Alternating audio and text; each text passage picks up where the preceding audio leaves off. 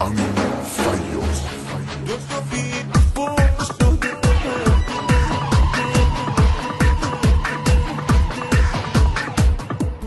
تو میگی دوستم داری، آهای غریبه، ولی باور ندارم، برام عجیبه.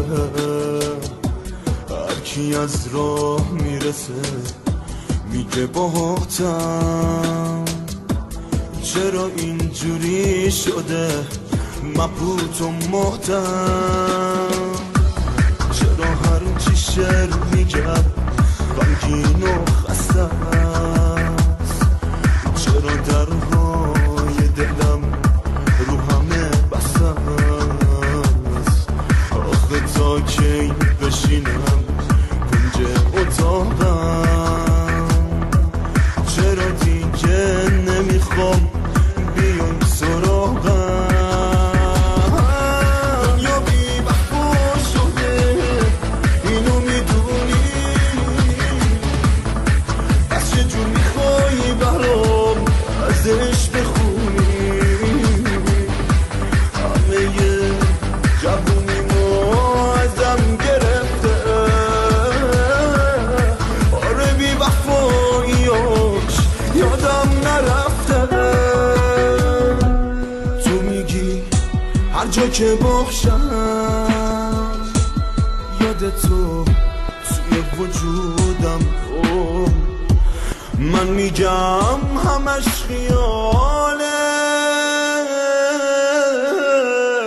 تو وجودت بی وجودم. یا بی وفا شده اینو میدونی، پس چه جور میخوایی برام ازش بخونی؟ همه جوونیمو ازم گرفته، آره بی وفاییاش یادم نرفته. تو میگی دوستم داری، آهای غریبه، ولی باور ندارم، برام عجیبه. هر کی از راه میرسه میگه باهاتم، چرا اینجوری شده مبهوت و محتم؟ چرا هر چی شعر میگم غمگین و خسته است؟ چرا درهای دلم رو همه بسته است؟ آخه تا کی بشینم کنج اتاقم؟ چرا دیگه نمیخوام بیای سراغم؟ یا بی وفا شده اینو میدونی، پس چه جور میخوایی برام ازش بخونی؟ همه جوونیمو ازم گرفته، آره بی وفاییاش یادم نرفته.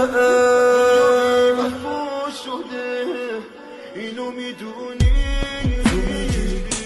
هر جا که باشم برام یاد تو توی وجودم، من میگم همش خیال.